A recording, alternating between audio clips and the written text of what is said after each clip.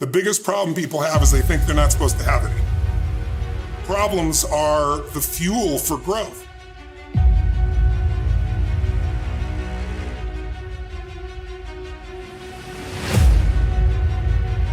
It's like if you don't have any problems, you're either a liar or you might call them challenges. It feels better. I understand that.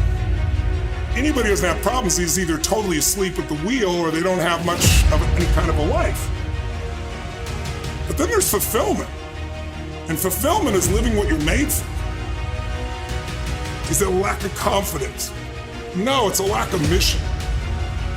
I like winning. I like being the best at what I do. So I'm not going to settle for less than that. Why would I? Michael Jordan making 1,000 shots before you take a break. So you look at Jordan or you look at, LeBron or you look at anybody who's the best in the world at what they do and you go, aren't they lucky? But if you actually study them, you'll see they're doing things, they're practicing in private things that make them certain in public and they get rewarded for what they do in public. Yeah. And you got to do the same. When you just know you're going to mess up, it's not going to be perfect. You're going to forget that line that you really wanted to say, but just put all the energy on the audience. Everything starts to change. If you stay ready, you don't have to get ready. It's a shift in your identity. Every single day, 6 days a week. What matters? Few subjects, your body, because your energy matters. That energy is low. Everything I just said is worthless to you. Because when you're low energy, you don't use your full intelligence or ability. You need emotion. If you don't know how to master your emotions start wars. Emotion creates peace. Emotion gets you children.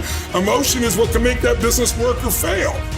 And most people don't know how to direct their own emotions. Let me be conscious about feeding my brain things that are going to give me not only inspiration, but insight and skill and tools.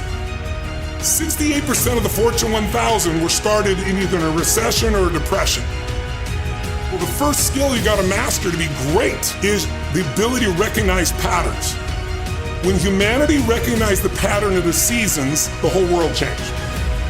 Because we went from hunter-gatherers trying to survive from place to place where we're exposed to everything, to wait a second.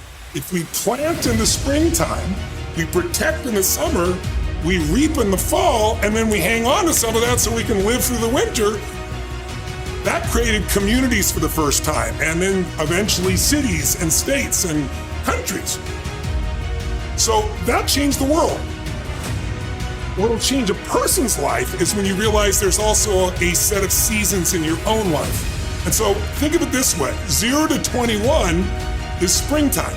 Things are easy to grow in springtime. You don't have to do that much. Growing as a kid happens naturally.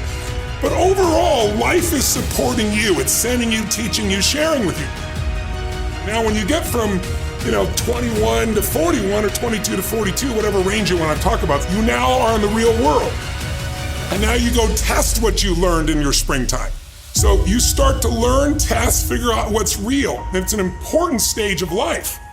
42, 43 to 62, 63 is the power of your life. If you worked hard in the spring and the summer, and you put yourself out there and you planted, it's a reaping time. It's a time when you really become a leader.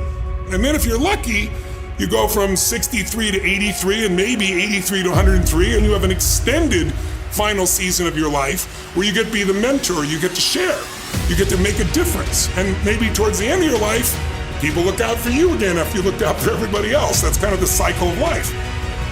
What if you're born in 1910? World War I ends, the world looks like it's a great place, new technology, cars, radio, and then what happens? An explosion of abundance, the roaring 20s, and so you're a kid, you're 14, 15 years old, and you're like, I can't wait to get a car, to go. But what happened when that person hit the next stage of life, 19, 20, 21 years old? As they came of age, it's 1929. And suddenly, people are jumping out of buildings, total depression, dust bowl, nobody's got jobs. It looks horrific, and it was horrific. But did they get a break? No, when they turned 29, it's 1939. It looked like the whole world was going to end. Hitler was sweeping across Europe, bombing London. It literally looked like the world as we know it was over. This is what gives me great optimism for everyone watching here. Winter's not forever. No pandemic lives forever. Everything changes. and everything ends. Most people, half of what they thought today is the same things they thought yesterday about themselves, about their life, about their business. That's why most people's lives don't change very much. But if you wake up and you start realizing, I'm living in a home, an emotional home I don't want, you can change it. See, because everybody's got it. If you got $1 billion, check this out. If you had $1 billion, but the habitual emotions you go back to are frustrated, pissed off, then your life is called frustrated and pissed off. It doesn't matter how much money you have. Write this down, please. The quality of my life is the quality of my habitual emotions. The quality of my entire life is nothing but the quality of my habitual emotions. Whatever habits of emotion, wherever my emotional home is, I will find a way to get back there. And until I change that, I'm gonna have a problem. How many of you see people in some part of the world, in my country, for example, you'll see this in the middle of America where there's certain places that have cyclones all the time. Or maybe down in New Orleans or places where every few years you get a huge storm that wipes out everybody right on the coast there. But then 2 years later, it happens again. They rebuild, it happens again. How many have ever thought to yourself, why don't these people move? And why don't they move, guys? Because it's what they're conditioned. They call that home. I don't want to leave my home. It's what I know. It's easy to see when it's somebody else and it's physical. It's harder to see when it's yourself and it's emotional, because we have an emotional home. Some of you grew up in a really tough environment. I did too. Pretty brutal environment. Very painful environment. Part of I am who I am is because I didn't want to suffer and I had to find answers. And because I suffered so much, I don't want you to ever suffer if I can do anything about it. I can't control it, but I can help massively. But it's only because I suffered so much I don't want anybody else to. But think about it.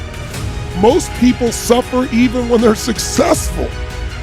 Listen, if you're successful and you're not fulfilled, that's the ultimate failure. If you got people that love you and you're not feeling joyous and alive, something's wrong. And you know what it is? You got an old home you're used to. Maybe the home you're used to is not a very happy home. It's a home of worry, a home of frustration, a home of anger, a home of feeling everything's unjust. And so you find a way to get back home using whatever in the environment you can use.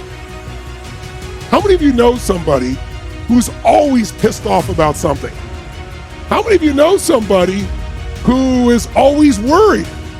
How many of you know someone who's not really funny, but they think they are? And they crack themselves up telling stupid jokes? How many know someone like this who cracks themselves up and they laugh so much that even though it's not funny, you find yourself laughing too? These people have different emotional homes. Some people's home is anger. They'll always find something to be angry about. It's what they're used to. It's their conditioning. So even when the storm comes in and messes up their life, they go right back to that same shit. Wouldn't it be nice to upgrade your home, your emotional home where you live? What if you could live every day with a vast majority of the emotions you had were joy and gratitude and love and appreciation, even in the middle of COVID, even when somebody does something unjust, compassion, playfulness? What would that feel like if you were in those states every day, 90-95% of the time? When you weren't, you got out of it quick. You can make that change this weekend, and I'm not exaggerating an ounce. I'm not saying you're going to be perfect and never have a negative feeling, because negative feelings are sometimes a signal to make us change. But most people have a negative feeling and they just hang on to it and keep living with it and find other things to be negative about. That will never give you what you want. The money won't do it. The acknowledgement of others won't do it. Everything you think will do it will not do it. Only one thing will do it. You drawing a line in the sand and making the most important decision of your life, that you're going to live in a beautiful state no matter what. Because life is too short to suffer. And we have a choice. Listen to me. Pain is sometimes part of life, but suffering is a choice. But for most of us, not a choice, because we have the habit of suffering, being stressed, being worried, being frustrated, being pissed off. And because we're wired that way, that's the muscle we built. But if we rebuild our home here so it's even more magnificent, then you can have the life that you desire and deserve. And you can do it in one weekend only if you give your all and push enough energy out while you're doing it, while you're learning. Who's up for this here? So who's up for enhancing your home massively? Say aye. Aye. Say aye.